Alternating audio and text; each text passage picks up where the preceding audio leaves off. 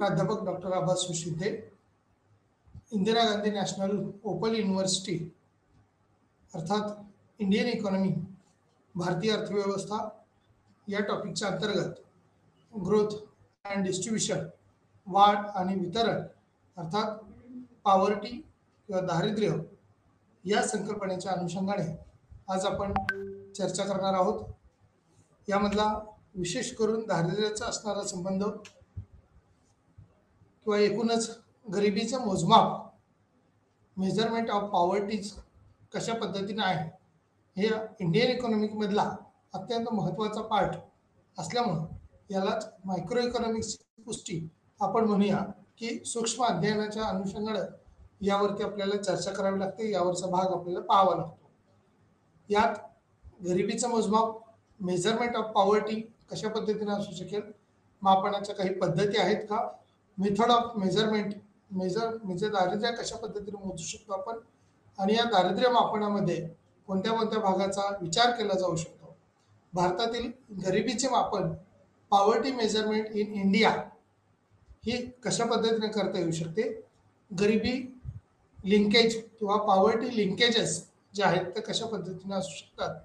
त्याचबरोबर पोषण असणारे घटक आपण म्हणूया डाएटच्या संदर्भात किंवा आहाराच्या संदर्भात आपण विचार करताना या बाबीवर विशेष आपल्याला लक्ष द्यावं लागतं. त्याचबरोबर न्यूट्रिशन किंवा पोषक घटक जे आपण म्हणतोय, त्याचबरोबर क्रेडिट्स किंवा काही पॉईंट्स आपण ज्या कॅलरीजच्या अनुषंगाने विचार करूया वाटलं हवं तर, आणि विमा या पॉलिसीच्या अनुषंगाने काही त्याला सिक्युरिटी किंवा संरक्षण असू शकतं का, अनौपचारिक अर्थव्यवस्था किंवा औपचारिक अर्थव्यवस्था, अनौपचारिक अर्थव्यवस्था ही कशा पद्धतीने असू शकते. त्याचबरोबर भेदभाव किंवा त्या अनुषंगाने डिस्क्रिमिनेशन कशा पद्धतीने आहे त्याचा अंतर्भाव त्याच्यामध्ये होऊ शकतो. 2010 पर्यंतची असणारी दारिद्र्य निर्मूलनाची उपक्रम किंवा त्या अंतर्गत असणाऱ्या काही संकल्पना, त्या अनुषंगाने आपल्याला काही बाबी लक्ष देणं अपेक्षित होऊ शकतं. त्याचबरोबर कृषी किंवा ॲग्रिकल्चर ग्रोथ जी आहे ती कशा पद्धतीने आहे, ॲग्रिकल्चर ग्रोथ जर झाली तर त्या अर्थव्यवस्थेचं उत्पन्न वाढायला, एकूणच अर्थव्यवस्थेचे चक्र हे गतिमान व्हायला आपण म्हणतो की भारतीय अर्थव्यवस्था ही किंवा त्या देशाच्या अर्थव्यवस्थेत कोणता तरी घटक हा एक आर्थिक कणा असतो. त्यामुळं भारतीय अर्थव्यवस्थेत शेती हा देशाच्या विकासाचा कणा मानला जातो. त्याचबरोबर MDMS म्हणजेच या ठिकाणी मिडल डे मील स्कीम्स असं म्हटलं गेलेलं आहे, म्हणजे मध्यान्ह भोजन योजना जी आहे ती सरकारने कशा पद्धतीने राबवली. सगळ्यात महत्त्वाचं म्हणजे मनरेगा ही सुद्धा योजना जी आहे ती महात्मा गांधींच्या नावाने सुरू केलेली योजना, आणि आजही सरकार अशा योजनांना पाठबळ देत आहे किंवा आर्थिक मदत देखील करत आहे, आणि त्यामुळेच अनेकांना रोजगार निर्मिती होण्याचं कार्य त्या ठिकाणी सुरू आहे. दारिद्र्य निर्मूलनाच्या अलीकडील काही उपाय किंवा सध्या असणारे वेगवेगळे घटक आपण बघतोय ते 2010 नंतरची स्थिती काय आहे आतापर्यंत अगदी त्याचा एक थोडक्यात विचार करणार आहोत.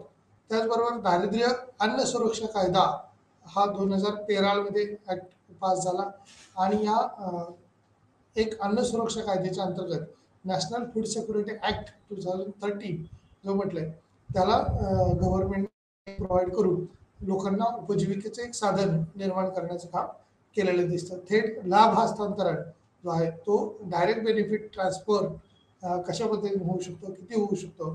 त्याचबरोबर सर्वांसाठी घरे 2016 मध्ये 16चा हा ऍक्ट आला होता, आणि त्या ऍक्टच्या अनुषंगाने सुद्धा याच्यावर भर दिलेला दिसतो. त्याचबरोबर याचं कन्क्लुजन आपल्याला बघायचं आहे. पॉवर्टी हा इंडियन इकॉनॉमी, मायक्रो इकॉनॉमिक्स या अंतर्गत असणारा महत्त्वाचा भाग आहे. त्यावरती विशेष फोकस केलेला असतो. वेगवेगळे सिद्धांत जे आहेत ते मांडलेले आहेत. त्यामुळे पॉवर्टीच्या संदर्भात इनइक्वेलिटी असेल किंवा असमतोल असेल किंवा पोषक आहाराच्या दृष्टीने असेल ते आपल्याला बघावं लागणार आहे. इंट्रोडक्शन किंवा इंट्रोडक्टरी पार्टमध्ये WHO वर्ल्ड ह्युमन ऑर्गनायझेशन जे आहे त्या ह्युमन ऑर्गनायझेशन WHOच्या अंदाजानुसार जगात 872 दशलक्ष लोक हे दारिद्र्यामध्ये आहेत. 2015ची आकडेवारी आहे 872 दशलक्ष लोक, म्हणजे खूप मोठी लोकसंख्या आपण पाहतो की दारिद्र्यामध्ये आहे. दारिद्र्य रेषेवर 180 दशलक्ष लोक भारतात जर पाहिलं, केवळ इंडियाचा विचार केला, जगाचा विचार केला तर 870 आणि त्यापैकी जवळपास 200 म्हणूया आपण दशलक्ष लोक, 180 म्हणजे 200 पर्यंतचे दशलक्ष लोक हे भारतातच केवळ दारिद्र्य रेषेखाली आहेत. आणि भारतातील दारिद्र्य रेषेखालील लोकांची टक्केवारी ही 2021 एकूण टक्केवारीचा जर विचार केला तर जगाच्या 21% लोकसंख्या ही भारतात दारिद्र्य रेषेखाली असलेली दिसून येते. म्हणजेच भारत हा लोकसंख्या दारिद्र्य रेषेखाली असणाऱ्या लोकसंख्येत देखील अग्रेसर असलेला देश दिसून येतोय. तर ही दारिद्र्य रेषा आपल्याला कमी करता येऊ शकते का? त्या अनुषंगाने सर्वांपर्यंत आहार पोहोचवण्याच्या दृष्टीनं, उपभोग त्यांना साधन सामग्री उपलब्ध करण्याच्या दृष्टीने काही बाबी आपल्याला करता येऊ शकतात का, त्या पाहणं अगत्याचं ठरेल. गरिबी ही महामारी आहे आणि ही किमान रक्कम नसलेल्या व्यक्तीची अवस्था आहे. आणि किमान मूलभूत गरजा भागवण्यासाठी पर डे आपलं उत्पन्न किंवा मंथली येणारी आपली जी काय सॅलरी असेल ती सॅलरी किंवा एकूण पगार म्हणूया आपण, काम म्हणूया, रोजंदारी म्हणूया, ती जर किमान किमान अन्न घटक खरेदी करणे इतपत सुद्धा जर नसेल तर त्याला गरिबीला सामोरं जावं लागतं किंवा महामारी सामोरं जावं लागतंय, अशी स्थिती आपल्याला दिसून येईल. त्याचबरोबर गरिबीचं मोजमाप जर करायचं असेल, मेजरमेंट करायचं असेल तर ते कशा पद्धतीने कोणत्या कोणत्या घटकाच्या आधारावरती केलं जाऊ शकतं. गरिबीचे वेगवेगळे उपाय आहेत. या विभागात आम्ही काहींचा अभ्यास करू किंवा गरिबी मोजण्याच्या महत्त्वपूर्ण पद्धती ज्या आहेत त्या पद्धती देखील पाहणं अगत्याचं ठरेल. मापन पद्धतीमध्ये हेड काउंट रेशोने सुरुवात करतो, जे मोजणे सोपे आणि म्हणून मोठ्या प्रमाणावर वापरले जाते.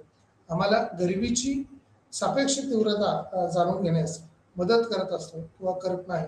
मग हे हेड काउंट रेशो जो आहे, म्हणजे ऍक्च्युअली काही वेळेला आपण पाहतो की देशाचा विकास झाला एका बाजूला पाहतो, पण विकासाची उंची एखाद्या घटकामध्ये एवढी वाढलेली असते, परंतु दुसऱ्या बाजूला दारिद्र्य, कुपोषण, उपासमारी याचं प्रमाण देखील तेवढंच अस्तित्वात असतं. दोन तुलना गटांमध्ये गरिबीचं अंतर किंवा प्रमाण हे जे आहे ते विचारात घ्यावं लागतं. एक माप आपल्याला असं दिसून येतं किंवा दोन प्रदेश असतील किंवा दोन गटामधील गरिबीच्या तीव्रतेची कल्पना असेल तर ती तीव्रतेची कल्पना ही येऊ शकते किंवा तशा अनुषंगाने होऊ शकतो भाग. त्यामुळे गरिबीचे वेगवेगळे उपाय, त्याचबरोबर असणारे काही त्याचं प्रमाण हे कशा पद्धतीचं आहे, हे मापनाच्या काही पद्धती आहेत का, या मेजरमेंटच्या अनुषंगाने त्या देशाचं मेजरमेंट हे ठरलेलं असतं. किंवा कॅलरीज आहार जो आहे तो भारतात दांडेकर आणि रथ यांनी काही कॅलरीज उष्मांक घेणे इतपत आहार मिळावा ही पद्धत देखील विचारात घेतलेली आहे. किंवा तेवढं तरी उत्पन्न आपल्याला मिळालं पाहिजे तर गरिबीच्या वरती असणारा जो गट आपण म्हणूया तो आहे. आणि भारतात जे दारिद्र्य सांगितलं ते 21% दारिद्र्य जगाच्या तुलनेत हे आहे. म्हणजे 180 दशलक्ष लोकसंख्या ही पॉवर्टी असलेली दाखवली. आता ती 2023 मध्ये कदाचित कमी असेल, परंतु एकूण लोकसंख्या वाढल्यामुळे दारिद्र्य रेषेखालील लोकसंख्येचं प्रमाण देखील वाढलेलं असेल. त्यामुळं अर्थव्यवस्थेच्या दृष्टीनं, देशाच्या विकासाच्या दृष्टीने या दारिद्र्य रेषेमध्ये किंवा त्याच्यात गतिमान बदल होण्याच्या दृष्टीने काही फरक होणं अपेक्षित आहे. भारतातील गरिबीचे मापन हे पहिल्या 2 पंचवार्षिक योजना कालावधीत केलेलं होतं. व्याख्या किंवा सक्रिय आणि निरोगी जीवन सक्षम करण्यासाठी किमान ऊर्जेची आवश्यकता असल्याचे दिसून येते. किमान ऊर्जा म्हणजे उष्मांक हा शरीराला मिळण्याच्या दृष्टीनं मानवाच्या अगत्याची बाब दिसून येते. शहरी भागात 2400 किलो कॅलरीज एवढा प्रतिप्रौढ दिन, म्हणजे एका व्यक्तीला शहरामध्ये 2400 कॅलरीज एवढा उष्मांक देणारा आहार मिळणं अपेक्षित आहे. त्याचबरोबर जर ग्रामीणचा विचार केला तर 2900 किलो कॅलरीज असे ऊर्जेचे प्रमाण हे ठरवण्यात आले पाहिजे किंवा त्या अनुषंगाने उष्मांक मिळणारा आहार हा घेता आला पाहिजे. ग्रामीण भागात प्रतिप्रौढ दिन या मानांकाच्या आधारे 1960-61 ची आकडेवारी जी काढली त्या आकडेवारीनुसार प्रतिदिन गरिबी रेषेच्या राष्ट्रीय किमान रुपये उत्पन्न ज्यावेळेला विचार करतो त्यावेळेला दरडोई 20 रुपये एवढं तरी किमान उत्पन्न आपल्याला मिळालंच पाहिजे, तरच आपल्याला उपभोग घेता येतो. शहरामध्ये हेच उत्पन्न 25 रुपये किमान एवढं मिळालंच पाहिजे तर आपल्याला काही उत्पन्न घेता येऊ शकतं, उपभोग घेता येऊ शकतो, अशी स्थिती सांगितलेली आहे. म्हणजे 2400 कॅलरीज आणि 2900 कॅलरीज एवढा आहार शहरी आणि ग्रामीण भागात, शहरी भागामध्ये जरी थोडंसं कमी उष्मांक किंवा ऊर्जा मिळाला तरी, कारण शारीरिक कष्टाचं काम हे तुलनात्मकरित्या ग्रामीणपेक्षा शहरात कमी असतं, त्याच्यामुळं तेवढा आहार हा पुरेसा असू शकतो. आणि ग्रामीणमध्ये हाच उष्मांक किंवा ऊर्जा ही थोडी जास्त आवश्यक असते, कारण शारीरिक कष्टाचे काम हे त्या ठिकाणचं जास्तीचं प्रमाण असू शकतं. आता ग्रामीण आणि शहरी लोकसंख्येची जी खर्चासाठी असणारी पातळी आहे ती कशा पद्धतीची आहे, किमान गरजांचा निर्णय आणि ते कठोरपणे पौष्टिक सोयीशी संबंधित विचार त्याच्यात केलेले असू शकतात. त्यामुळं पौष्टिक घटक कसे मिळतील, कशा आधारावरती मिळतील, हा भाग त्या ठिकाणी अंतर्भूत होणं किंवा पाहणं हे अगत्याचं ठरेल. किमान उपभोग हा या ठिकाणचा निकष महत्वाचा विचार आहे.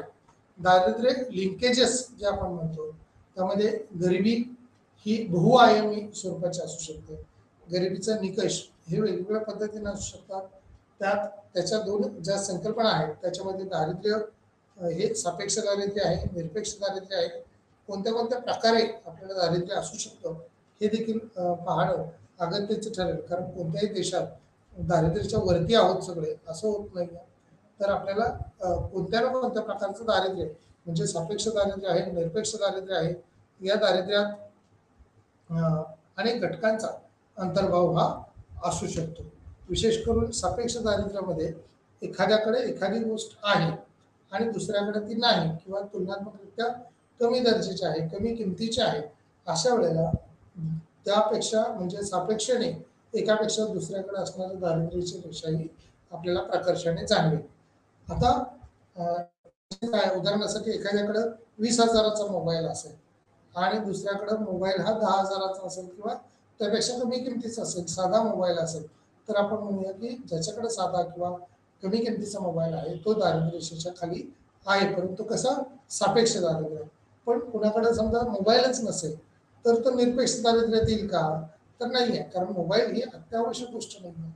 अन्न वस्त्र निवारा या मूलभूत गरजातील महत्वाचे घटकच आहे असं नाही आहे, परंतु मूलभूत गरजाचा उपभोग घेण्याच्या दृष्टीने किमान आहार जो आता आपण सांगितलं तशा पद्धतीनं जर 2400 कॅलरीज 2900 कॅलरीज मिळवणे इतका आहार जर खरेदी करता येत नसेल, त्याची क्षमता नसेल, तर ते दारिद्र्य रेषेखाली आहे असं आपण म्हणतो. म्हणजे एखादे मागतकरी लोक असतात किंवा चौकामध्ये भीक मागणारे छोटी मुलं आपण पाहतो, मोठी माणसं बघतो आपण, की त्यांना किमान एका वेळेचं पोटभर आपल्याला जेवण करता येईल एवढं सुद्धा उपभोग मिळत नसेल तर त्या लोकांना दारिद्र्य रेषेखाली आहेत असं म्हटलं जातं. मग इथे पोषकतेच्या ज्यावेळेला विचार येतो त्यावेळेला गरिबीमुळे उत्पन्नावर मर्यादा येतात आणि त्यामुळे खर्च देखील होतो.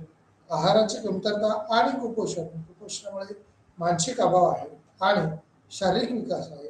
त्याचबरोबर भारतातील गरिबांना अनुदानित अन्न उपलब्ध आहे, ते कशा पद्धतीने उपलब्ध आहे, किती आहे, सार्वजनिक वितरण प्रणालीद्वारे परिणामी धान्याची टंचाई असली तरी अजूनही अस्तित्वात आहे किंवा दुष्काळ दूर झाला आहे का, या बाबी देखील पाहणं अगत्याचं ठरेल.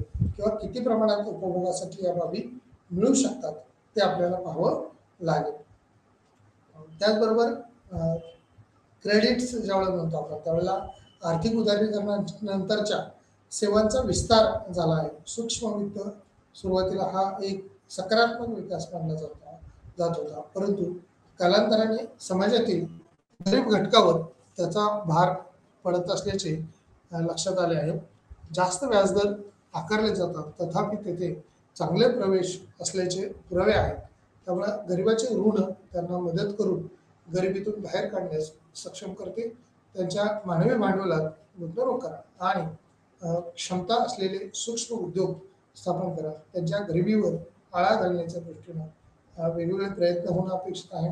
आर्थिक उदारीकरणानंतरच्या ज्या सेवा आहेत, जे घटक आहेत ते वाढणं अपेक्षित आहे. ते तशा पद्धतीने वाढत गेले तर त्याचा निश्चितपणे फायदा होऊ शकतो किंवा गरिबांचे ऋण त्यांना मदत करून गरिबीतून बाहेर काढण्यास सक्षम करते, मदत करते. त्यामुळे क्षमतांचा असलेला विकास हा देखील व्हायला उपयुक्त होऊ शकतो. किंवा सूक्ष्म उद्योग स्थापन करा, त्यांच्या गरिबीवर किंवा काही क्रेडिटच्या आधारावरती जसं म्हटलं की तर आर्थिक उदारीकरणात त्यांना काही मदत करता येऊ शकते का, छोट्या छोट्या घटकात सूक्ष्म घटक देता आले तर त्याचा निश्चित आपल्याला उपयोग होऊ शकतो.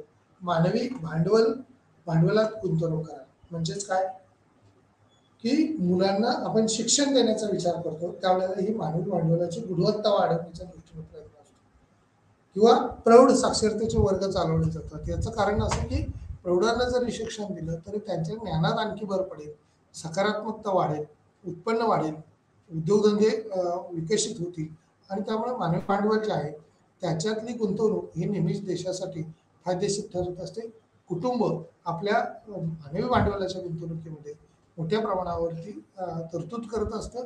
विद्यार्थी दशेत असणारी किंवा लहान मुलं असताना ज्यांची मुलं एज्युकेशन घेत आहेत त्यांच्यासाठीची ही गुंतवणूक म्हणजेच मानवी भांडवलातली गुंतवणूक असते किंवा मोठ्या एखाद्या कंपनीमध्ये असेल, एखाद्या उद्योगधंद्यामध्ये असेल, त्यांच्या कर्मचाऱ्यांना प्रशिक्षण दिल्यामुळं त्यांच्या प्रशिक्षणाच्यामुळं त्या कंपनीची भरभराट व्हायला मदत होते किंवा उत्पन्न वाढायला त्यातून जास्त फायदा होतो. त्यामुळे मानवी भांडवलातली गुंतवणूक ही देखील महत्त्वाची आहे. तशा पद्धतीने दारिद्र्य निर्मूलनामध्ये एखाद्या वेळेला आपण पाहतो की सध्या आता मोबाईल वापरायला येणाऱ्याचं प्रमाण वाढलं जरी असलं तरी काही लोकांना अजूनही मोबाईल म्हणजे नको वाटतं किंवा भीती वाटते. म्हणजे त्याची लिटरसी ज्या वेळेला वाढते, त्याची साक्षरता वाढते, त्याचा अवेअरनेस वाढतो, त्यावेळेला त्याच्यातले फायदे हे काही क्षणात मिळू शकतात. आपल्याला ते पाहू शकतं. अशा पद्धतीचं ऑनलाईन लेक्चर आपल्याला यूट्यूबच्या माध्यमातून पुन्हा व्हिडिओतून ऐकायला मिळणं आणि जर मोबाईलच वापरता येत नसेल तर ते तुम्हाला संधी घेता येणार नाही किंवा त्याचा वापर करता येत नसेल तर त्याच्यातून ज्ञानार्जन जे होणार आहे ते होणार. त्यामुळं अशी साधन सामग्री टेक्नॉलॉजी कॉम्प्युटरची असेल किंवा इतर घटकाची असेल ती वापरता येणं अगत्याचं आहे किंवा आवश्यक असल्याचं बाब आपण म्हणतो. मग ज्यांच्याकडे त्या सोयीसुविधा आहेत किंवा नाही आहेत आणि नसतील तर त्या कशा कव्हर अप करता येतील, असतील तर त्या कशा वापरता येतील हे पाहणं अगत्याचं ठरेल. त्याबरोबर विमाच्या अनुषंगाने जिथं म्हटलं आहे कमी उत्पन्न असलेल्या लोकांसाठी तृतीयक आरोग्य सेवा बऱ्याचदा खूप महाग असते. जसं की परिणामी ज्यांना तृतीयक आरोग्य सेवेची आवश्यकता असते त्यांच्यावर उपचार केले जात नाहीत किंवा ते सोडून दिले जातात. विध्वंसक रुग्णालयाची जी काही बिलं असतात म्हणजे विम्याच्या स्वरूपाचे जर आपण पाहतो हॉस्पिटलच्या अनुषंगाने जर विचार केला तर त्याच्यात अनेक त्रुटी असलेली दिसून येतात.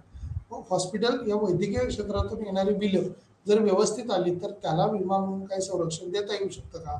काही आजारांच्या बाबतीत शासन म्हणून काही मदत करू शकतं का? कमी उत्पन्न असलेल्या लोकांसाठी तृतीयक आरोग्य सेवा बऱ्याचदा खूप महाग असते आणि ही दर्जेदार आरोग्य सेवा जर नाही मिळाली, ट्रीटमेंट जर योग्य पद्धतीने नाही झाली तर व्यक्तीचा मृत्यू होण्याची असते.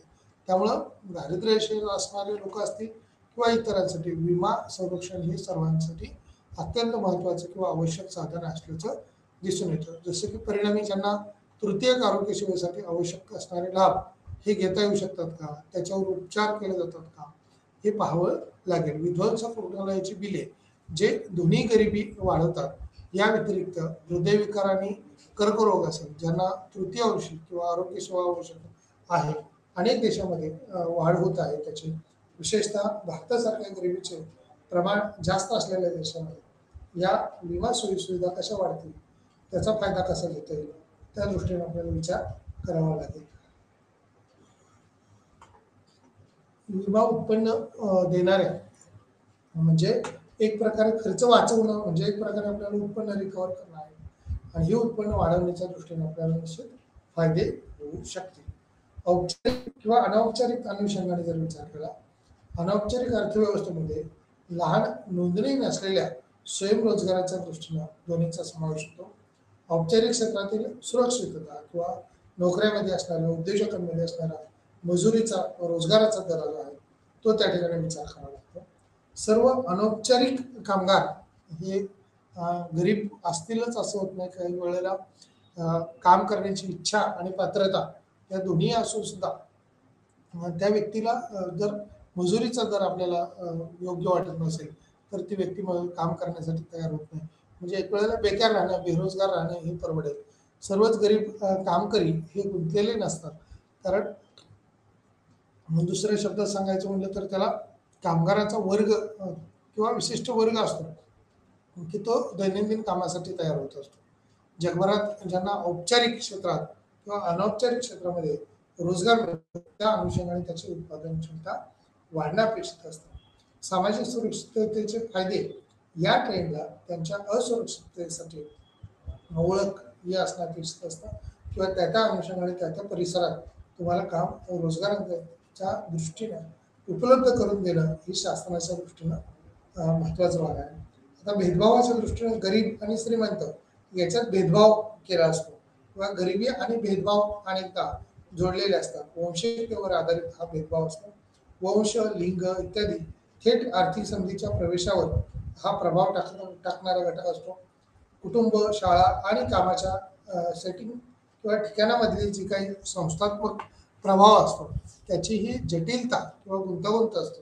कारण कुठं काम करावं, कशा पद्धतीचं काम करावं आणि काम मिळेल की नाही मिळेल या बाबी देखील आपल्याला पाहणं हे आवश्यक असतं. त्याच्यामुळे बेरोजगारी याला आळा घालण्याच्या दृष्टीनं मागेल त्याला काम, इच्छुकांना काम अशा पद्धतीनं संधी ही उपलब्ध करून देणं आवश्यक आहे. भेदभावाच्या दृष्टीनं गरिबी आणि भेदभाव अनेकदा हे दोन्ही शब्द जोडलेले असतात.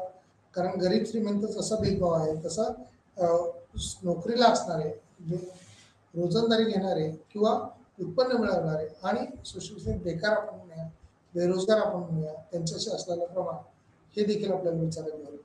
वंशिकतेवर आधारित भेदभाव वंश, लिंग इत्यादीचा थेट आर्थिक संधीच्या प्रवेशावर प्रभाव टाकतात.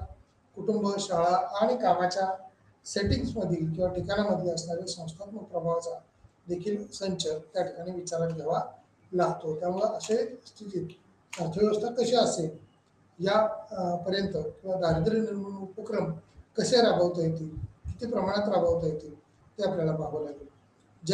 गरिबी कमी करण्यासाठी गरिबी कमी करण्याचं एक चॅलेंज आहे आणि प्रत्येक देशात प्रत्येक सरकारवरती हे एक मोठं आव्हान असल्याचं आपल्याला पाहायला मिळतं. प्रथमतः तर जलद रोजगार कसा वाढू शकेल. एक मिनिट.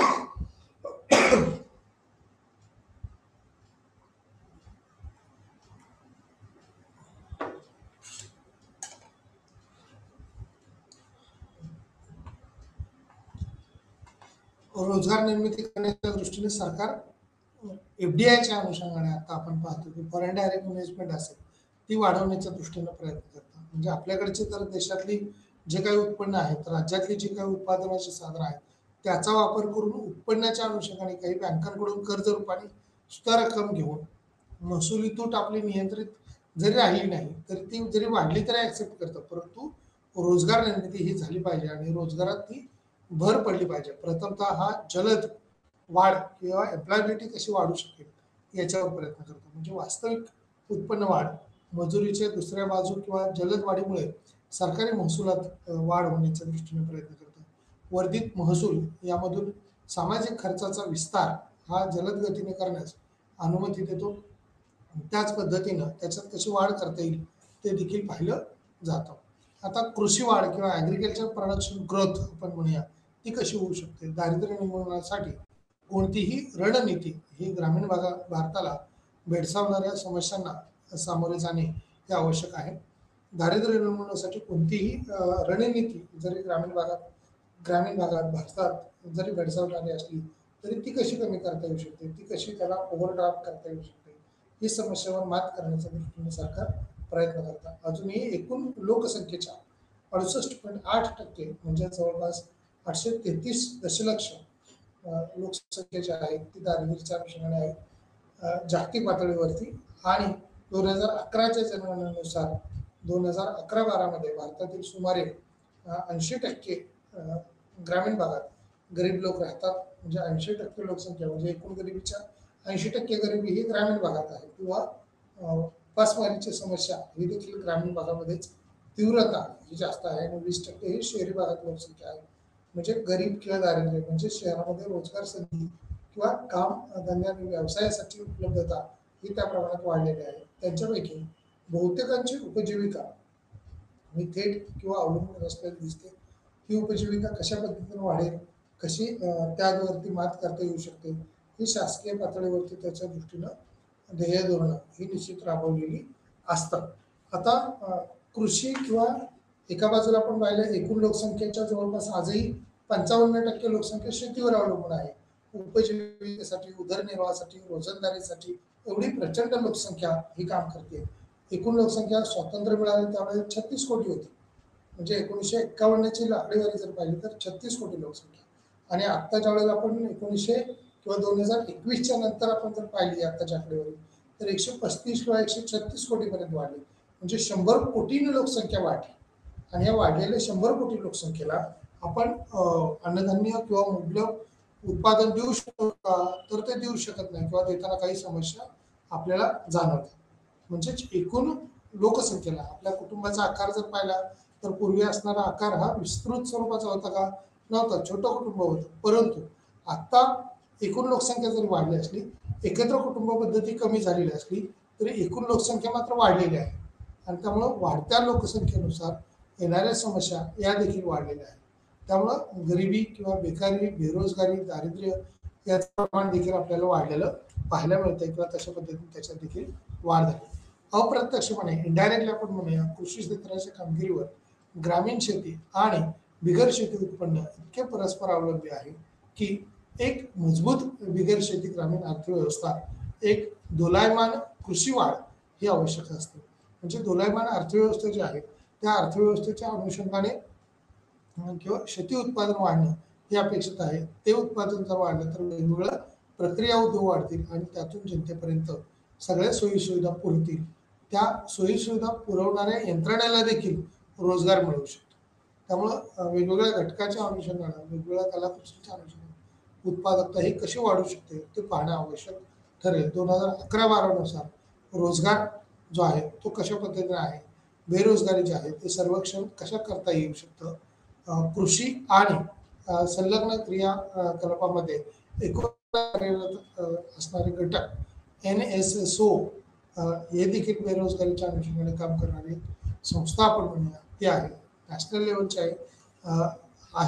त्यामुळं दारिद्र्य कमी करता येईल का, गरिबी कशा पद्धतीने कमी होईल ते त्या ठिकाणी दिलं आहे.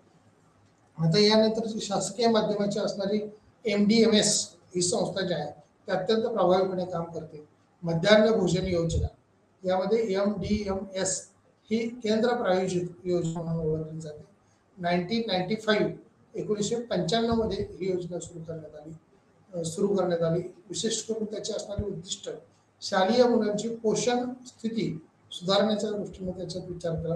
म्हणजे काय, शैक्षणिक क्षेत्रात पूर्वी तर आपण आत्ताही पाहतो आपण दारिद्र्याचं प्रमाण वाढतं. म्हणजे कुठून वाढतं तर जन्माला आलेल्या बाळाला संगोपन करणं जर कुटुंबाला शक्य नसेल, म्हणजे आई आणि वडील काही कारणामुळे त्यांच्या आर्थिक परिस्थिती हालाकीच्या असतील, समस्या आलेल्या असतील किंवा इतर काही कारणांमुळे आर्थिक परिस्थिती हालाकीची असेल तर मुलासाठी लहानपणापासूनच वेगवेगळी कामं लावली जातात आणि त्याच्यातून अर्थार्जन उत्पन्न मिळवलं जातं. म्हणजेच एखाद्या वेळेला भीक मागण्याची सुद्धा पद्धत आपण पाहतो की काही लोक ही लहान छोट्या छोट्या मुलांना रस्त्यावरती भीक मागायला लावतात आणि या भीक मागून आलेलं जे काही 4 पैसे असतील, उत्पन्न असेल त्याच्यातून त्यांची उपजीविका चालते. मग त्याच्याऐवजी मध्यान्ह भोजन योजनेच्या माध्यमातून त्या मुलासाठी शाळेला पाठवणं हे कंपल्सरी किंवा बंधनकारक करण्यात आलं आणि शाळेत आल्यानंतर त्याला पोटभर मध्यान्ह भोजन म्हणजे दुपारच्या वेळेचं पूर्ण जेवण ही शाळा प्रोव्हाइड करेल किंवा शासनाच्या मार्फत 1995 मध्ये या योजनेतून ही सुविधा मुलांपर्यंत पोहोचवण्यात आली. मग या मुलांचं संगोपनाच्या दृष्टीनं जरी समस्या असली तरी उपभोगाच्या दृष्टीनं म्हणजे जी गरिबी आहे ती कमी करण्याच्या दृष्टीनं उपभोग जर मिळेल, म्हणजे मूल घरी सांभाळण्यापेक्षा त्याला खायला प्यायला घालण्यापेक्षा आपण शाळेत जर पाठवलं त्या मुलाला तर त्याला पोटभर खायला मिळेल, अशा पद्धतीची त्या ठिकाणची अपेक्षा किंवा स्थिती निर्माण झाली आणि त्याच्यातून उपजीविका वाढण्याला चांगला सकारात्मक विचार करण्यात आला आणि दूर करणे, वर्गातील भूक आणि शाळेतील नोंदणी वाढवणे आणि मग सोयी सुविधा जसं वाढत गेल्या तसे त्याचे फायदे झालेले दिसतात. त्यामुळे किंवा छोटी मुलं ही शाळेकडे उघडली गेली किंवा शाळेत आली गेली आणि त्याचे फायदे आपल्याला झालेले दिसून येतात. म्हणजे शालेय मुलं किंवा शालेय मुलांचं संगोपन हे देखील तितकंच महत्त्वाचं घटक असू शकतो.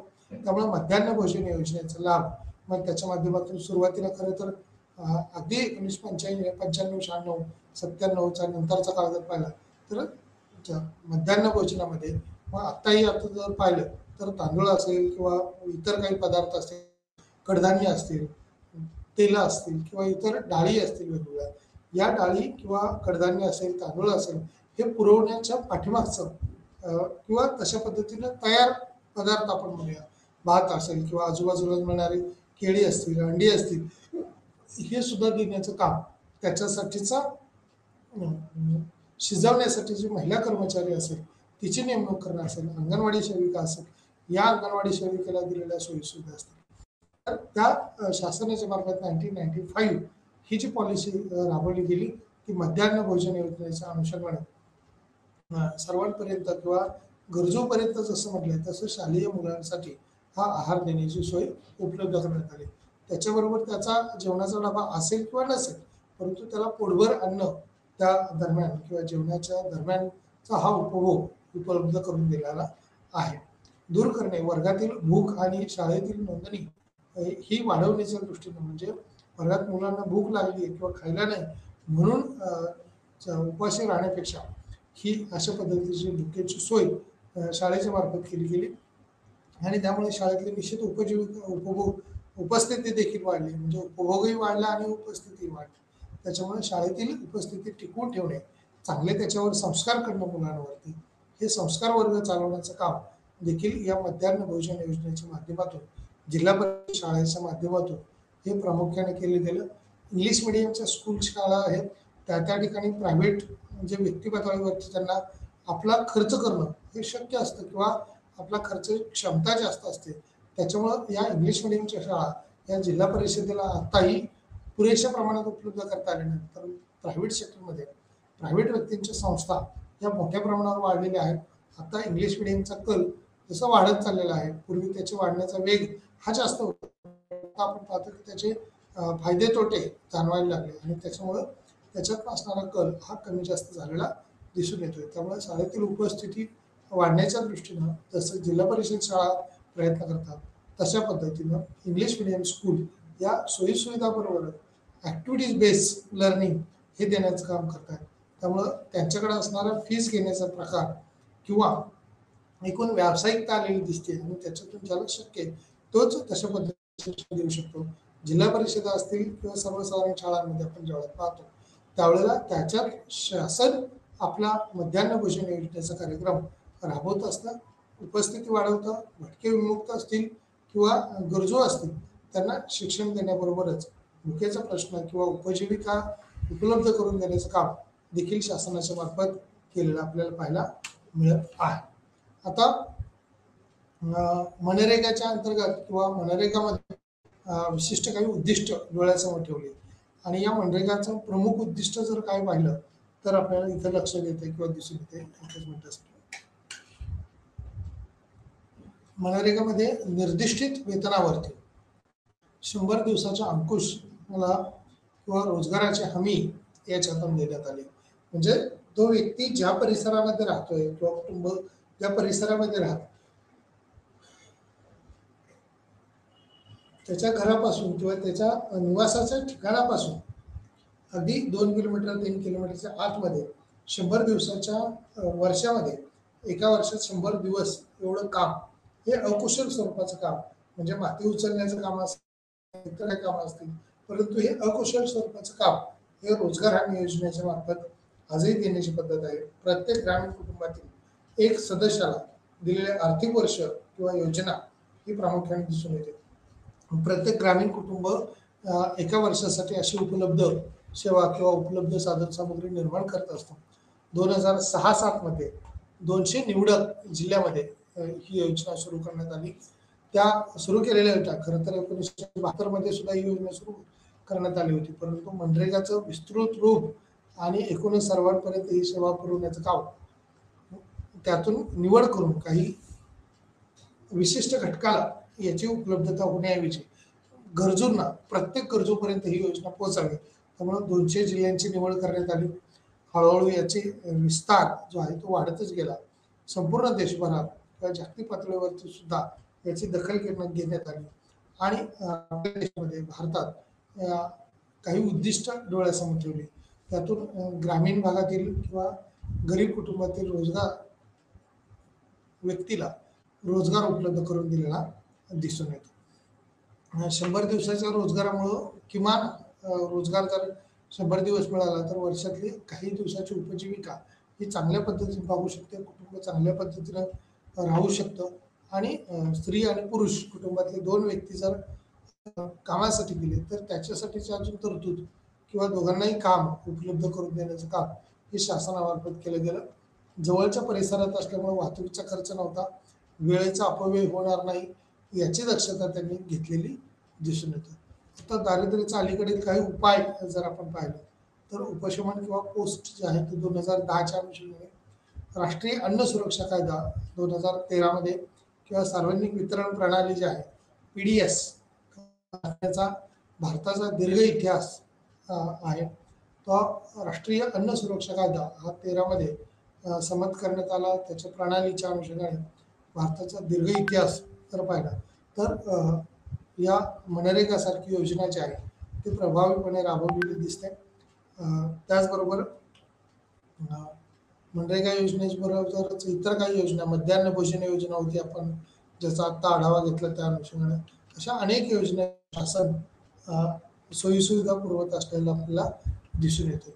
या 100 दिवसाच्या अकुशल रोजगार हमी योजनेमुळे किंवा प्रत्येक ग्रामीण कुटुंबातील एका सदस्याला दिलेले आर्थिक वर्ष हे त्या आर्थिक वर्षात 100 दिवसाचं काम उपलब्ध करून दिलं गेलं.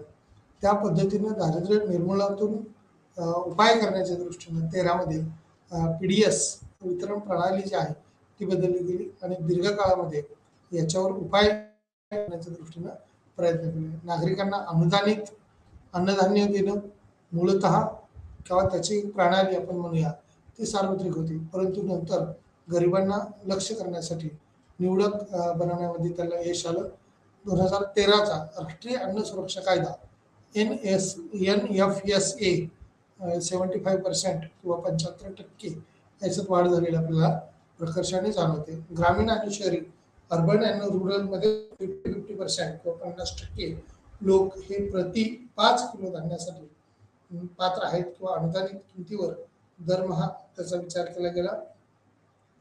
या 50% किंवा 50%च्या भागातला असणारा दरमहा हिस्सा हा किती उपलब्ध करता येईल, कशा पद्धतीने उपलब्ध करता येईल त्याचा त्याच्यातून विचार झालेला दिसतो. ग्रामीण आणि शहरी लोकसंख्येत जर 50% हिस्सा असेल तर दारिद्र्य निर्मूलनामध्ये सरकार भरीव योगदान करण्याचा प्रयत्न करत आहे, परंतु तेवढेच झाले असं होत नाही. परंतु राज्य आणि केंद्र सरकार यांच्या संयुक्त प्रयत्नातून अनेक बाबीवरती याचा उपाययोजना होऊ शकतात. थेट लाभ हस्तांतरण दोन प्रमुख साधने जे आहेत, एक जनधन बँक असेल आणि दुसरं बायोमेट्रिक ओळखपत्र असेल, त्यालाच आपण आधार कार्ड असं देखील म्हणू शकतो. कारण आधार कार्ड काढताना आपल्या 5ही बोटाचे जे ठसे आहेत ते घेतलेले असतात. त्याच्यामुळं बायोमेट्रिक पद्धतीनं आपलं रेकॉर्डिंग हे आधारला लिंकेज असतं आणि त्याच्यातून बदल करून गरिबी विरोधी कार्यक्रमामध्ये क्रांती घडवून आणण्याचे उद्दिष्ट देखील याच्यामध्ये निर्धारित करण्यात आलं. डायरेक्टद्वारे किंवा विविध योजनांच्या अंतर्गत लाभाचे सध्याचे लिंक वितरण लाभ हस्तांतरण जे आहे ते करण्यावर भर दिलेला आहे. DBTच्या योजना ज्या आहेत त्या DBT योजनेमध्ये सुद्धा वितरण लाभ हस्तांतरण DBTच्या योजनांमुळं आता मोठ्या मोठ्या उद्योग संस्थांना देखील शासनामार्फत या स्कीमकडून फायदे देण्यात आलेले आहेत. मनरेगा अंतर्गत असणारे ज्यामध्ये थेट हस्तांतरण आहे किंवा मजुरी आधीच सुरू झालेले आहे किंवा तशा पद्धतीनं उत्पन्न मिळू शकेल असे लाभ घेणारे घटक देखील आपण पाहतो.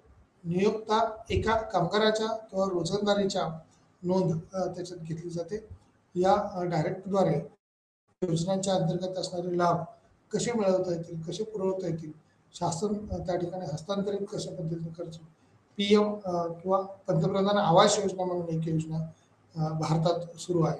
या योजनेचं सुद्धा उद्दिष्ट अशाच पद्धतीने आहे की जो कुटुंबातला प्रमुख व्यक्ती आणि त्याच्या घराची सोय नसेल, निवासाची सोय नसेल तर त्याच्यासाठी 2,67,000 एवढी रक्कम निवास व्यवस्थेच्या अनुषंगाने पंतप्रधान आवास योजनेतून शहरी असो किंवा ग्रामीण असो त्याला फर्स्ट होम जर असेल तर त्याला ही योजना देता येते किंवा त्याचा लाभ मिळवून देता येतो. आता या योजनेत डायरेक्टद्वारे किंवा विविध योजनांच्या अंतर्गत लाभाचे जे सध्याचे लिंक आहे ते वितरण करता येऊ शकतो का, तर निश्चित करता येऊ शकतो. मनरेगा अंतर्गत ज्यामध्ये थेट हस्तांतरण किंवा मंजुरी आधीच सुरू झाली आहे आणि नियुक्ता किंवा एका कामाच्या रोजंदारीची नोंद हा करू शकतो किंवा घेऊ शकतो किंवा आधार जे आहे ती वापरून केंद्रीय डेटाबेस हे वेतनाचे हस्तांतरण हे सुनिश्चित करते. केंद्र सरकारच्या खात्यातून कामगारांच्या बँक खात्यात पेमेंट हे उपलब्ध करून देता येऊ शकतं किंवा तसं निश्चित करता येऊ शकतं. त्यामुळे केंद्र सरकारच्या खात्यातून कामगारांच्या बँक खात्यात हे पेमेंट उपलब्ध करून दिलं जातं. त्यानंतर कर्मचारी त्या खात्याबाबत हे मोबदला किंवा बँकिंग कार्ड स्पॉन्सद्वारे प्रवेश करू शकतात आणि ते लाभ हस्तांतरित होऊ शकतात. त्याच्यामुळे ही योजना ही लाभदायक ठरवायला मदत होऊ शकते. जनधन बँक खाती जी आहेत ती बायोमेट्रिक आहे किंवा ओळखपत्र आहेत ही बदलून गरिबी विरोधी किंवा गरिबी दूर करण्याच्या दृष्टीनं शासन त्याच्यात मोलाचं योगदान देत असतात. त्यामुळं थेट हस्तांतरण योजना आहेत म्हणजे शासनाकडून पॉवर्टी निर्मूलनाचे कार्यक्रम जसे राबवले जातात, परंतु एकूण लोकसंख्या ही जास्त असल्यामुळे सर्वांपर्यंतच ते लाभ पोहोचतात असं होत नाही. त्यासाठीची कागदोपत्री तरतूद जी आहे ती वेगवेगळी असते आणि ती उपलब्ध जर नाही झाली तर त्याच्यात अनेक समस्या येत असल्याचं आपल्याला दिसून येतं.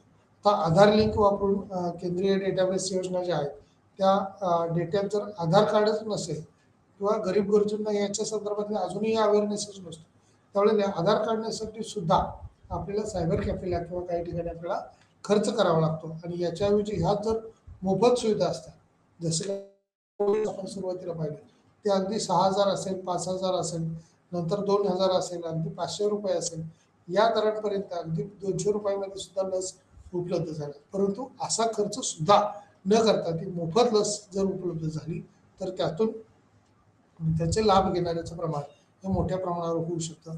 या लाभार्थींमुळं आर्थिक उत्पन्नाचा ओघ हा वाढायला सुरुवात होते. प्रत्यक्ष त्याचे लाभाचे रेशो आहेत ते वाढतील. दारिद्र्य निर्मूलन व्हायला मदत होऊ शकते.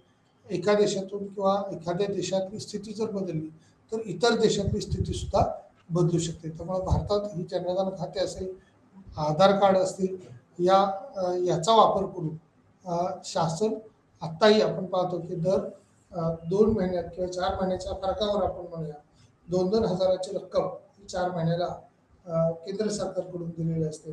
म्हणजे 4 महिन्यात खरं तर एखाद्या कुटुंबाला 2,000 म्हणजे काहीच नाही. परंतु वर्षाचा जर विचार केला तर 12 महिन्यामध्ये 6,000 रुपये रक्कम ही चांगल्या प्रकारे कुटुंबाला आधार मिळू शकते किंवा त्यांच्या उपभोगासाठी याची वाढ होऊ शकते. म्हणजे 6,000 2-2 हजाराचे 3 हप्ते जरी मिळाले तरी 6,000ची रक्कम.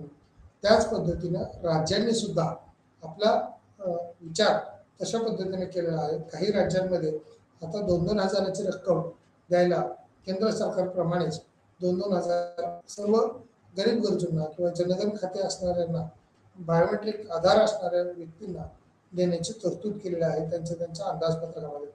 आणि यातून केंद्राकडून आलेली 6,000 असतील आणि राज्याकडून जर आलेली 6,000 असतील तर 12,000 रुपयाची रक्कम हे एका वर्षासाठी एका कुटुंबाला मिळते. तेव्हा त्या कुटुंबाच्या किमान आपण म्हणूया इतर किराणा मालाच्या गरजा असतील, आवश्यक उपभोग असेल, तो घेण्याच्या दृष्टीनं ही रक्कम एक आधार मिळू शकतो. पुरेशी होत आहे असं म्हणता येत नाही, परंतु आधार मिळू शकतो. आणि स्वस्त धान्य दुकानाच्या मार्फत सुद्धा गहू असेल, तांदूळ असेल ते खरेदी करण्यासाठी किमान दर त्याचे ठेवण्यात आलेले आहेत. अगदी 2 रुपये असेल, 4 रुपये असेल, या दरामुळे 35 किलो धान्य हे उपलब्ध होत आहे. किंवा गव्हाची किंमत जी 4 रुपये आहे त्याच्यामार्फत गहू खरेदी करणं असेल, म्हणजे स्वस्त धान्य दुकानामार्फत धान्य खरेदी करणं असेल, किराणा मालाच्या दुकानातून या पैशाच्या आधारावरती केंद्राच्या किराणा माल खरेदी करणं असेल आणि इतर काही खर्चासाठीचे पालेभाज्या उपलब्धता आपण त्याचे विचार करूया. आणि इतर काही रोजंदारीतून किंवा कामातून मिळणारे उत्पन्न असेल, पाठीमागे सांगितलं मनरेगाच्या अंतर्गत असणारे 100 दिवसाच्या कामातून मिळणारं उत्पन्न असेल, याचा विचार ही देखील गरिबांनी करता येऊ शकतो किंवा गरीब त्याच्या आधारावरती त्याचे फायदे घेऊ शकतात. सरकारने आधारशी संबंधित किंवा सहकारी बँकेसाठी काही विमा योजना सुरू केल्या आहेत. उदाहरणार्थ 100 कोटीहून अधिक लाभार्थ्यांना रुपे कार्ड उपलब्ध केलेला आहे. वैयक्तिक अपघाती विम्याचा लाभ मिळावा किंवा प्रति कुटुंब 1.00 लाख किंवा 1 लाख लोकांना त्याचा प्रतिविमा उतरवण्याचं काम देखील केलेलं दिसून येतं.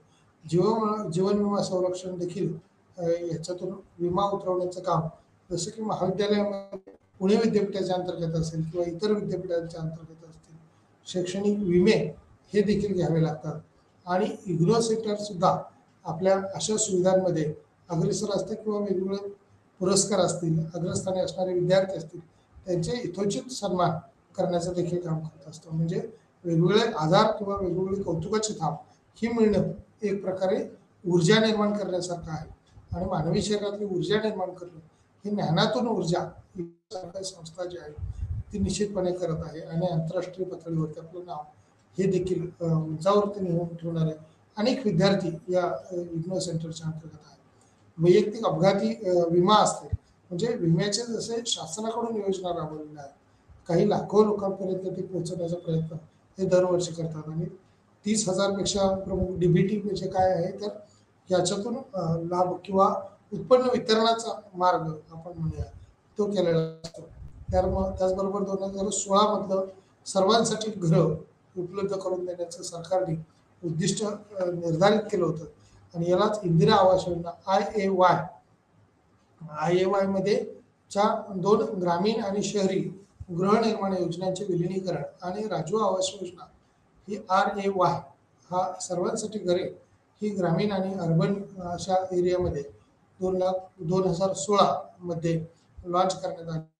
आणि या कार्यक्रमाचा उद्देश हा पक्के प्रदान करणे किंवा पक्कं घर निर्माण करणं याच्यासाठी असू शकतो.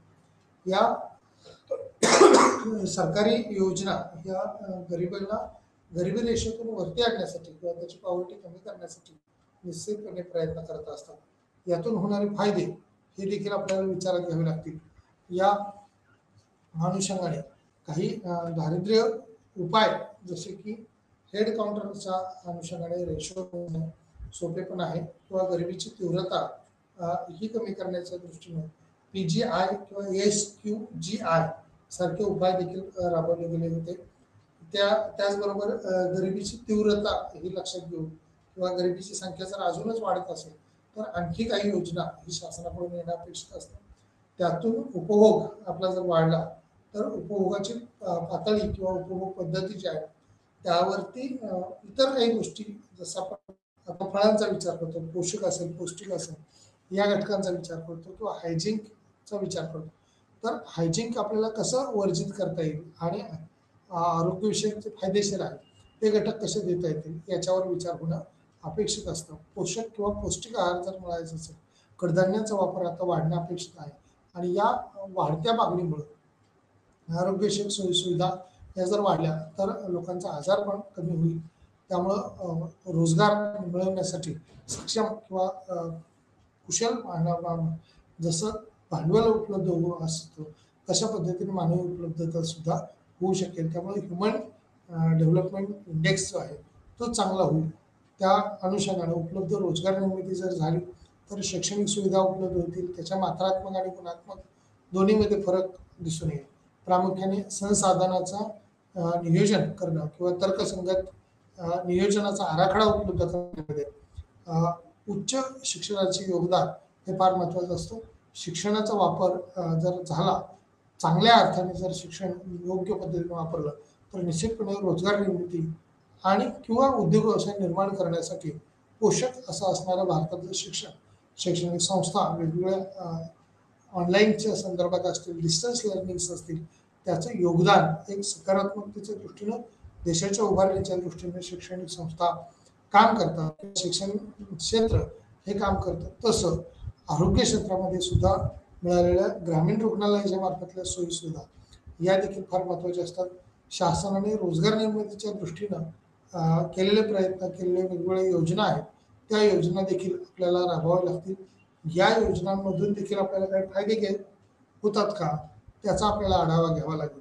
म्हणजेच शासन खरं तर दरवर्षी वेगवेगळ्या संकट अडचणी समस्या निर्माण झाल्या की त्यातून वेगळी योजना निर्माण करून जनतेपर्यंत पोहोचत असतात. आता सध्या महाराष्ट्राचा जर विचार केला तर अवकाळी पाऊस किंवा पर्जन्यमान होत आहे आणि ज्या शेतकऱ्यांकडे अगदी काही प्रमाणात शेती ज्या आहे त्या शेतीतलं जर नुकसान झालेलं असेल वीज पडणं असेल, गारपीट होणं असेल किंवा अवकाळी पाऊस असेल, या पावसामुळे होणाऱ्या नुकसानामुळे ती नुकसान भरपाई देण्याच्या दृष्टीनं शासन त्याचा सर्वे करून, त्याचा अंदाज घेऊन, आकडेवारी माहिती करून त्या शेतकऱ्याला किमान त्याचा खर्च भागेल एवढं तरी उत्पन्न देण्याचा प्रयत्न करतात. आणि या उत्पन्नातून लाभ कसा मिळू शकेल, भारतात त्याचा अंदाज, उपभोगाची पद्धत किंवा त्याच्या दृष्टीनं त्याला आर्थिक पाठबळ देण्याचं काम करत असतं. वेगवेगळे विमे जर असतील तर त्या विम्याच्या अर्थात सुद्धा शासन तसा प्रयत्न करत असलेला आपल्याला दिसून येतं. शासकीय माहितीच्या आधारावरती काही आकडेवारी आपल्याला गुगलवरती सुद्धा मिळू शकेल. पॉवर्टी वरती कव्हर करण्याच्या दृष्टीनं शासन कोणत्या कोणते प्रयत्न करतं, कारण अनेक योजनातून प्रत्यक्ष अप्रत्यक्ष शासनाला अशा फायद्यांचा हा लाभ द्यायचा असतो. किंवा पीजीआय आणि SQGI सारखे उपाय जे आहेत ते त्यातून राबवले जातात. जसे जसे हे रेशो वाढले जातील किंवा मोजले जातात ते आपल्याला पाहावे लागतील. किंवा त्या अनुषंगाने वेगवेगळ्या स्कीम्स ज्या दिलेल्या आहेत त्या जर पाहिल्या तर थेट लाभ हस्तांतरण करणं, मध्यस्थाशिवाय शासन काय करतं, त्या त्या अकाउंटवरती पैसे वर्ग करत असतो. त्यामुळं एखाद्या योजनेच्या मार्फत केंद्र सरकारकडून राज्याकडे, राज्याकडून परत जिल्ह्याकडे, जिल्ह्याकडून परत तालुक्याकडे, तालुक्याकडून परत ग्रामपंचायत आणि ग्रामपंचायतीकडून व्यक्तीकडं, ही जी काय पहिली परंपरागत पद्धत आपण सुरू होती हे ऐकतो. त्याच्यामध्ये आता डायरेक्ट जनधन अकाउंट वरती किंवा खात्यामध्ये पैशाच्या संदर्भात असेल किंवा आर्थिक मदतीच्या संदर्भात असेल त्याची निवड करणं ही शासनाला सोपं जात आहे किंवा तशी माहिती त्याच्यातून उपलब्ध होत आहे. त्यामुळं त्याचं डायरेक्ट उत्पन्नाचं हस्तांतरण जे आहे ते त्या त्या व्यक्तीला करताना आपल्याला पाहायला मिळते. दारिद्र्याचा अलीकडे जे उपाययोजना आपण पाहिल्या त्याच्यामध्ये 13 पर्यंतचा असणारा राष्ट्रीय अन्न सुरक्षा कायदा NFSA 75% किंवा टक्के असणारा दिसून येतो. ग्रामीण आणि शहरी लोकसंख्येमध्ये 50% लोक हे प्रति 5 किलो धान्यासाठी पात्र आहेत किंवा तशा पद्धतीने उपलब्ध धान्य हे पुरवले जातं किंवा दारिद्र्यातून त्यांना बाहेर येण्यासाठी एक आर्थिक मदत प्रत्यक्ष देण्याबरोबरच धान्याच्या स्वरूपामध्ये देखील स्वस्त धान्य दुकानातून उपलब्ध करून दिली जाते. मनरेगामध्ये निर्दिष्टित वेतनावर 100 दिवसाच्या अकुशल रोजगाराची हमी याच्यातून दिलेली असते. प्रत्येक किंवा ग्रामीण कुटुंबातील एखाद्या सदस्याला हे आर्थिक वर्ष कशा पद्धतीनं कव्हर करण्याच्या दृष्टीनं मदत करता येऊ शकते. म्हणजे 100 दिवस एवढे काम उपलब्ध करून दिलं जातं. स्त्री असेल पुरुष असेल त्यांना तशा पद्धतीची कामं उपलब्ध झाल्यामुळं त्यांना उत्पन्नाचा स्रोत हे मिळू शकतो. त्याच्यामुळे त्यांना आपल्या उत्पन्नातून उपजीविका करणं हे सोयीचं होऊ शकतं. त्यासाठी विशिष्ट करून प्रायोगिक तत्वावर 2006-07 मध्ये 200 जिल्ह्यांची निवड करण्यात आली होती. नंतर त्याचा विस्तार झाला आणि जास्ती लोकांपर्यंत ही योजना मनरेगाची पोहोचवण्याचं काम हे शासनामार्फत केलं. पूर्वी याला रोजगार हमी योजना म्हणून देखील ओळखलं जायचं आणि याच रोजगार हमी योजनेतून देखील 72च्या दुष्काळात विशेष करून रोजगार हमी योजनेचा प्रकर्षाने उल्लेख केलेला आपल्याला दिसून येतो. त्याचा फायदा घेतलेला दिसून येतो अनेकांनी. मध्यान्ह भोजन योजनेमध्ये सुद्धा शासनाकडून विद्यार्थी किंवा विद्यार्थ्यांना सोयी सुविधा देण्यासाठी 1995 मध्ये 1995 मध्ये अर्थात ही योजना सुरू केली. शालेय मुलांना शाळेतच मधल्या जेवणाच्या सुट्टीच्या वेळेला तशा पद्धतीची स्वयंसेविका आपण म्हणूया किंवा तशा पद्धतीची अंगणवाडी सेविका जी आहे तिची निर्मिती करण्यात आली. तिला तिचं वेतन देण्यावर म्हणजे एक प्रकारे रोजगार निर्मिती करणे आणि दुसऱ्या बाजूला मुलांसाठी आवश्यक असणारा पोषक आहार जो आहे तो निर्माण करण्यावरती त्यांनी विशेष भर दिलेला दिसतो. म्हणजे शाळेतील उपस्थिती त्यामुळे वाढेल. ज्ञानार्थी ज्या वेळेला मुलं होतील त्यावेळेला याच ज्ञानातून पुढे भविष्यात काहीतरी चांगलं निर्माण करतील किंवा चांगल्या मार्गाला जातील अशा अनुषंगाने त्यांनी प्रयत्न केलेले आपल्याला दिसून येतात. त्यामुळे मध्यान्ह भोजन योजना ही एक सर्वसाधारण योजना न वाटता दीर्घकालीन फायदे, स्वावलंबनाच्या दृष्टीने विद्यार्थ्यांना फायदे हे देखील मिळण्याच्या दृष्टीने किंवा विद्यापीठांमध्ये अनेक ठिकाणी कमवा आणि शिका नावाची योजना असते. आता ही कमवा आणि शिका योजनेतून देखील काय केलं जातं तर मुलांना त्याच ठिकाणी काम उपलब्ध करून देणं. विशेष करून महाविद्यालयीन पातळीवरती मुलांना महाविद्यालयातच काम दिलं जातं आणि त्याच्यातून त्यांना पूर्वी तो वेगवेगळ्या विद्यापीठाचे वेगवेगळे दर आहेत. अर्थात काही विद्यापीठ हे तासासाठी 30 रुपये पूर्वी देत होते, आता ते 40 रुपये द्यायला लागले. 40वरून कदाचित 60 रुपये द्यायला लागले. म्हणजे 1 किंवा 2 तास 3 तास काम त्याच ठिकाणी उपलब्ध करून देणं आणि त्यांना मोबदला तशा पद्धतीने पुरवठा करणं, हे शासनाच्या मार्फत मध्यान्ह भोजन योजनेत जसं सोय दिली तसं शैक्षणिक क्षेत्रात सुद्धा त्यांना उत्पन्न मिळवण्याच्या दृष्टीनं प्रयत्न केला. कृषी वाढ किंवा ग्रोथ रेशो जर पाहिला तर तो पूर्वी 68% होता, म्हणजे जवळपास 833 दशलक्ष लोकसंख्या ही दारिद्र्य रेषेच्या अनुषंगाने जवळपास होती. 2011च्या आकडेवारीनुसार किंवा 11-12 मध्ये भारतातली स्थिती जर पाहिली तर 80% लोक हे ग्रामीण भागात दारिद्र्यात असणारे दिसून येतात किंवा एकूण दारिद्र्याच्या 80% प्रमाण हे ग्रामीण भागात आहे आणि शहरीमध्ये तसे प्रमाण याच्यात बदल झालेला दिसून येतो. ग्रामीण भागात गरीब लोक राहतात आणि त्यांच्यापैकी बहुतेकांची उपजीविका ही थेट शेती उत्पादनावरती अवलंबून असल्याचे आपल्याला पाहायला मिळेल.